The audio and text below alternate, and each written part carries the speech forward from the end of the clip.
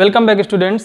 आज हम लोग ट्राइंगल चैप्टर की थ्योरम नंबर 6.1 प्रूव करने जा रहे हैं। मोस्ट इंपॉर्टेंट थ्योरम है, इसको हम लोग थेल्स थ्योरम भी जानते हैं और बेसिक प्रोपोर्शनलिटी थ्योरम के नाम से भी जानते हैं। एग्जाम के पॉइंट ऑफ व्यू से इसको तैयार करना बहुत जरूरी है। ये थ्योरम या इसका कन्वर्स लगभग हर साल पूछी जाती है बोर्ड एग्जाम में। इनका स्टेटमेंट है, if a line is drawn parallel to one side of a triangle to intersect the other two sides in distinct points, the other two sides are divided in the same ratio। यानी कि हमें एक triangle दे दिया गया है ABC। इस triangle की दो साइड से, एक साइड AB है, दूसरी साइड AC है। इन दोनों साइड्स को एक लाइन D और E पॉइंट पे इंटरसेक्ट करती है और ये लाइन इस साइड के पैरेलल है। तो हमें ये प्रूव करना है कि ये जो लाइन है वो इन दोनों साइड्स को इक्वल रेशियो में डिवाइड करेगी। मींस हमें प्रूव करना है AD upon DB equal to AE upon EC। B से E को मिला देंगे, साथ साथ D से C को मिला देंगे। हम D से इस लाइन AE पे एक परपेंडिकुलर DM ड्रॉ करेंगे, साथ साथ E से अपोजिट साइड AD पे परपेंडिकुलर EN ड्रॉ करेंगे। तो ये दोनों हमने परपेंडिकुलर्स ड्रॉ कर लिए। ये हमने कंस्ट्रक्शन किया है। कंस्ट्रक्शन जो भी करना है उसको हमें लिख देना है। हमने B से E को मिलाया, so meet BE and CD also draw DM perpendicular to AE and EN perpendicular to AD। ये आपको लिख देना है। अब हम लोग थ्योरम स्टार्ट करते हैं। हमें मालूम है किसी भी ट्राइंगल का एरिया होता है 1/2 बेस इंटू हाइट। अगर आप ट्राइंगल ADE देखें तो ADE ट्राइंगल में परपेंडिकुलर हमें दो मिल रहे हैं, EN मिल रहा है और DM मिल रहा है। तो इस ट्राइंगल ADE का एरिया हम दो तरह से निकाल सकते हैं। एक बार हम बेस AD लेंगे, परपेंडिकुलर EN हो जाएगा, तो हम लिख सकते हैं area of triangle ADE equal to 1/2 AD into EN। Formula हम इस बेस AE के लिए भी अप्लाई कर सकते हैं क्योंकि यहाँ पे DM परपेंडिकुलर है और AE बेस की तरह काम करेगा।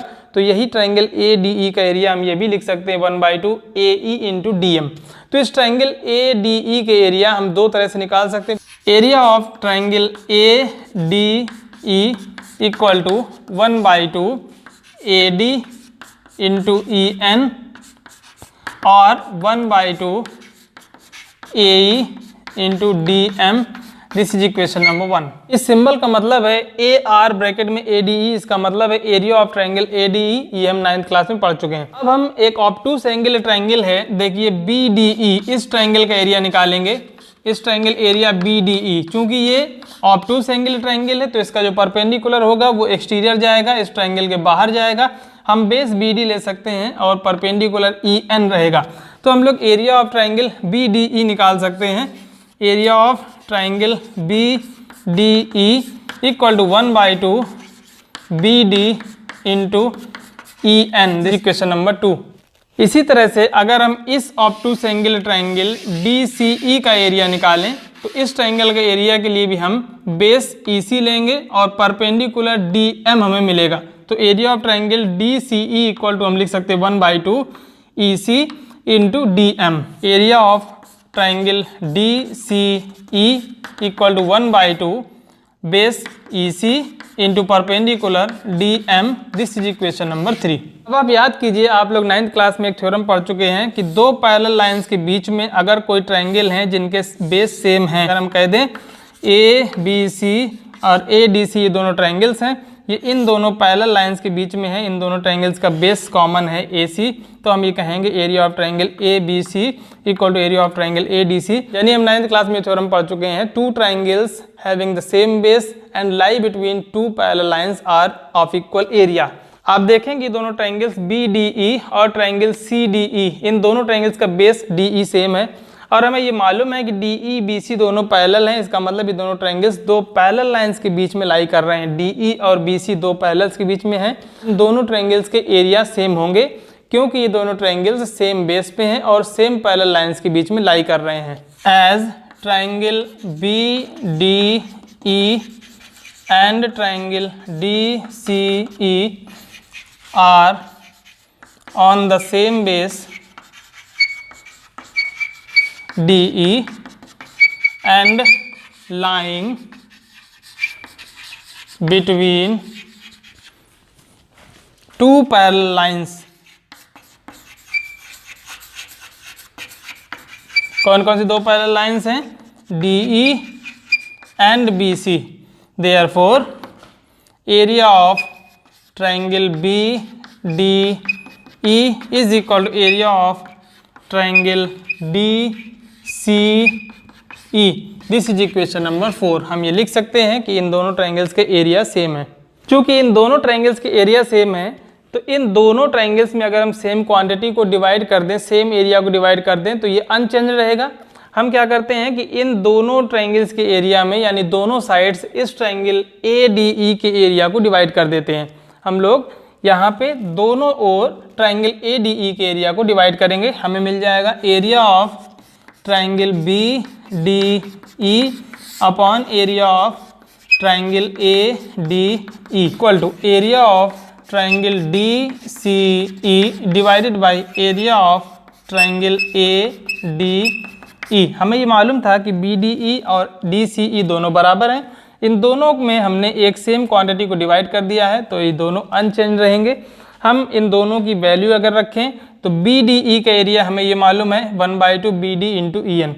ADE का एरिया हम लिख सकते हैं 1/2 AD इंटू EN। इसी तरह से DCE का एरिया हमने निकाला 1/2 EC इंटू DM और ADE का एरिया हम लिख सकते हैं 1/2 AE इंटू DM।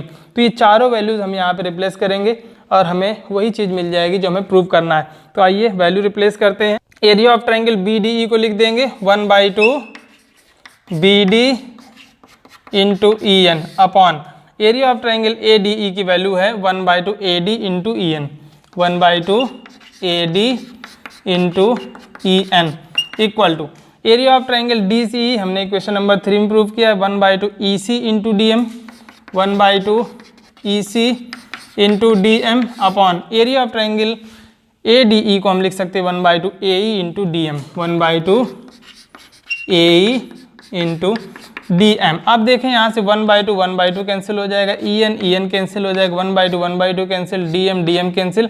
तो हमें मिल गया BD upon AD equal to EC upon AE। तो हमें जो मिल जाएगा वो हम यहाँ पे लिख देते हैं। हमें मिल जाएगा BD upon AD equal to right side में मिल जाएगा EC अपॉन AE। आप इसको रिवर्स भी कर सकते हैं। हम लोग लिख सकते हैं AD upon BD equal to AE upon EC। में प्रूव करना था AD upon DB equal to AE upon EC। तो इस तरह से हमने ये प्रूव कर दिया कि कोई भी लाइन जो कि किसी ट्राइंगल की एक साइड के पैरेलल हो, बाकी दोनों साइड्स को जिन दो पॉइंट्स पे काटेगी वो दोनों पॉइंट्स इन दोनों साइड्स को इक्वल रेशियो में डिवाइड करेंगे। यानी हम ये कह सकते हैं AD upon DB equal to AE upon EC। हम ये भी कह सकते हैं BD upon AD equal to CE upon EA। हम ये भी कह सकते हैं AD upon AB equal to AE upon AC। तो जिस रेशियो में हम पहली साइड को लेंगे वही उसी के करस्पॉन्डिंग दूसरे रेशियो में इस दूसरी साइड के भी लेना है।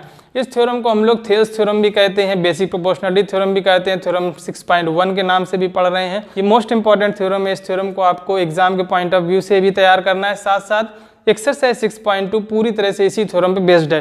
तो इस थ्योरम को प्रैक्टिकली भी आपको तैयार करना है लैब एक्टिविटी के माध्यम से। साथ साथ इस थ्योरम के पूरे डेरिवेशन का आपको नॉलेज होना चाहिए। इसी पे बेस्ड क्वेश्चंस आप लोग इजीली सॉल्व कर सकते हैं।